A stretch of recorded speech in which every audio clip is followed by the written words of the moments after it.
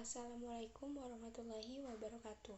Perkenalkan, nama saya Asy Astarini dari Program Studi Geofisika Fakultas MIPA Universitas Tanjung Pura Pontianak.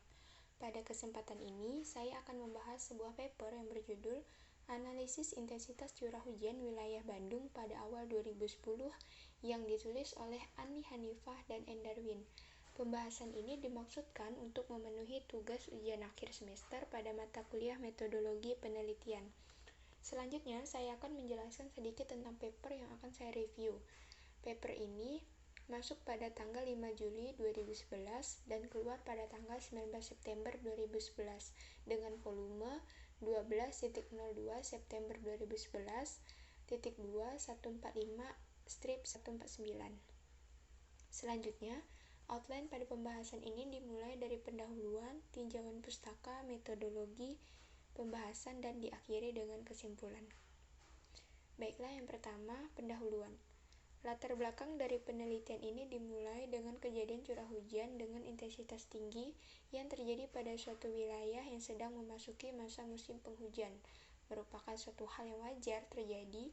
Dengan demikian pula yang terjadi di wilayah Bandung, Jawa Barat, di mana pada setiap awal tahun tingkat intensitas curah hujan akan selalu meningkat seiring dengan aktifnya monsun barat atau monsun barat laut yang merupakan pendukung utama bagi terjadinya musim hujan. Angin monsun adalah angin yang berhembus secara regional dalam cakupan benua. Fenomena ini disebut juga angin musim. Kemunculan angin monsun disebabkan oleh gerak semu matahari terhadap bumi secara periodik di belahan bumi utara dan selatan. Situasi ini memicu kontras tekanan dan suhu antara benua dan samudra.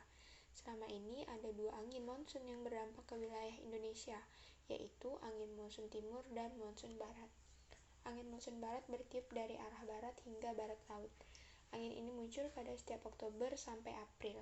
Kemunculan angin monsun barat adalah indikator terjadinya musim hujan di wilayah Indonesia. Dampak perbedaan temperatur dan tekanan udara itu adalah adanya pergerakan angin dari benua Asia ke benua Australia. Proses ini menyebabkan kemunculan angin monsun barat. Seiring dengan meningkatnya intensitas curah hujan, biasanya selalu ada dampak negatif yang timbul, seperti terjadinya banjir dan longsor, di mana faktor meteorologi dalam hal ini curah hujan diketahui menjadi penyebab utama terjadinya bila dilihat dari intensitas, durasi, serta distribusinya. Khusus untuk kejadian banjir, terjadinya kerusakan lingkungan dan perubahan fisik permukaan tanah juga menjadi faktor penting yang dapat menunjang terjadinya banjir, di mana akibat hal tersebut kemampuan dari daya tampung dan daya simpan terhadap air hujan menjadi berkurang. Hal seperti ini terjadi di wilayah Bandung pada awal tahun 2010, di mana telah terjadi beberapa peristiwa seperti terjadinya banjir besar yang melanda kawasan Bandung Selatan, tanah longsor di wilayah Ciwidey yang mengakibatkan banyak korban jiwa, meluapnya bendungan Jatiluhur, serta beberapa peristiwa lainnya dengan skala yang lebih kecil. Selanjutnya, dari penjabaran latar belakang didapatkan rumusan masalah, yaitu bagaimana intensitas curah hujan di wilayah Bandung yang terjadi pada awal tahun 2010. Rangkaian peristiwa tersebut terjadi dalam kurun waktu 3 bulan pertama pada tahun 2010 dan hampir terjadi secara berurutan. Kondisi seperti ini tidak pernah terjadi pada waktu-waktu sebelumnya, meskipun intensitas curah hujan yang turun masuk ke dalam kategori yang tinggi. Sehingga dapat dirumuskan hipotesa pada penelitian ini, yaitu adanya peristiwa tersebut memberikan indikasi bahwa curah hujan yang terjadi pada awal 2010 tersebut berbeda dari biasanya. Oleh karena itu, guna mengetahui perbedaan tingkat intensitas curah hujan yang terjadi pada awal tahun 2010 tersebut, pada kesempatan ini akan dilakukan analisis terhadap kejadian hujan yang terjadi di wilayah tersebut dengan memanfaatkan data dari dua titik pengamatan yang ada.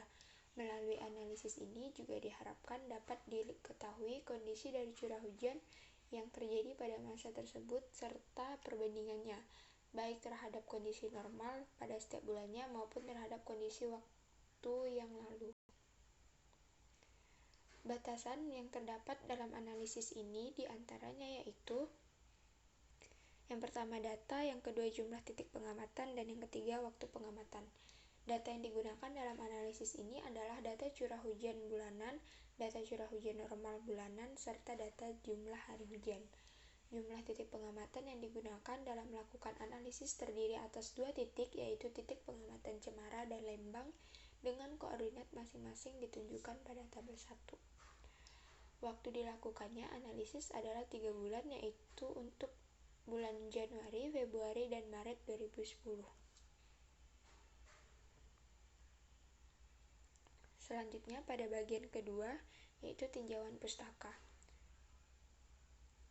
Hujan adalah rangkaian proses presipitasi cairan, yaitu fenomena alam terjadinya kondensasi uap air pada atmosfer yang mengalami penambahan uap air dan pendinginan, kemudian mengalami tabrakan satu sama yang lain, hingga menjadi sebuah peristiwa yang disebut hujan.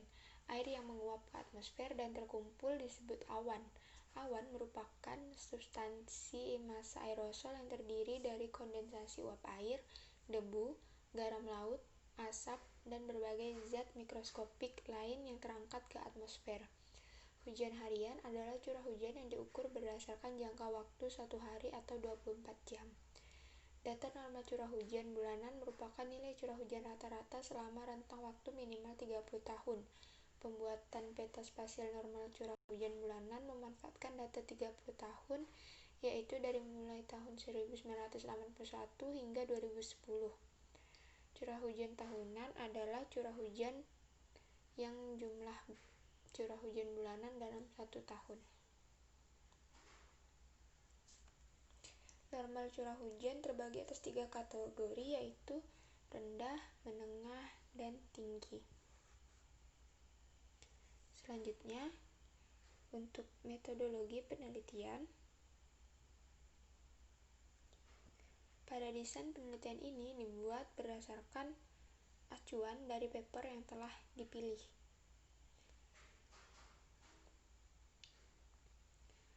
Untuk rencana jadwal penelitian, yang pertama judul penelitian yaitu analisis intensitas curah hujan wilayah Bandung pada awal 2010. Waktu penelitian 3 bulan, mulai dari Januari hingga Maret 2010. Studi literatur dilakukan pada Januari minggu pertama hingga Maret minggu ketiga. Penulisan proposal riset dari Januari minggu pertama hingga Januari minggu ketiga. Pengumpulan data mulai dari Januari minggu ketiga hingga Januari minggu keempat. Analisis dan interpretasi mulai dari pengolahan data mulai dari Januari minggu keempat hingga Februari minggu kedua. Analisis dan interpretasi dari Februari minggu kedua hingga Februari minggu ketiga. Pembahasan dan kesimpulan mulai dari Februari minggu keempat hingga Maret minggu pertama.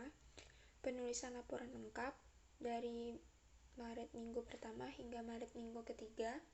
Publikasi dan diseminasi dilakukan pada bulan Maret minggu keempat. Jumlah anggota riset ada 2 orang.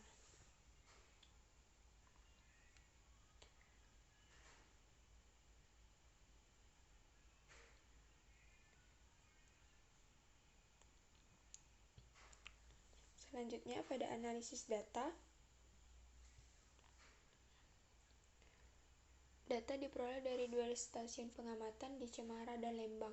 Data dari 2 titik pengamatan yang digunakan dalam waktu analisis dianggap dapat mewakili kondisi wilayah Bandung secara keseluruhan.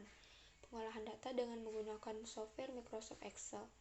Analisis dilakukan dengan melakukan perbandingan dari data yang diperoleh selama 3 bulan pengamatan di awal tahun 2010 terhadap data normal maupun terhadap data rekaman kejadian di masa lampau pada titik pengamatan yang bersangkutan.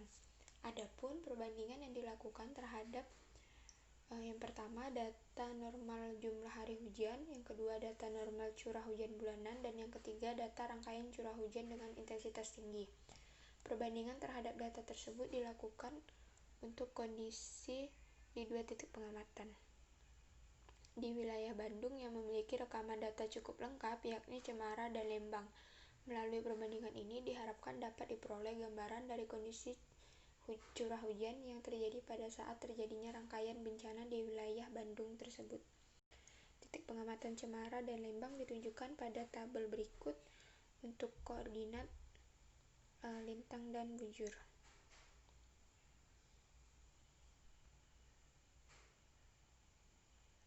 Dari koordinat Cemara dari 6 derajat 53 menit 0,8 detik hingga 107 derajat 35 menit 50,4 detik bujur timur. Lembang 6 derajat 49 menit 35,6 detik. Pembahasan yang pertama, kondisi hari hujan. Jumlah hari hujan real yang terjadi pada bulan Januari, Februari, dan Maret 2010 dibandingkan terhadap kondisi normalnya. Perbandingan antara keduanya untuk dua titik pengamatan yang berbeda ditunjukkan pada grafik berikut.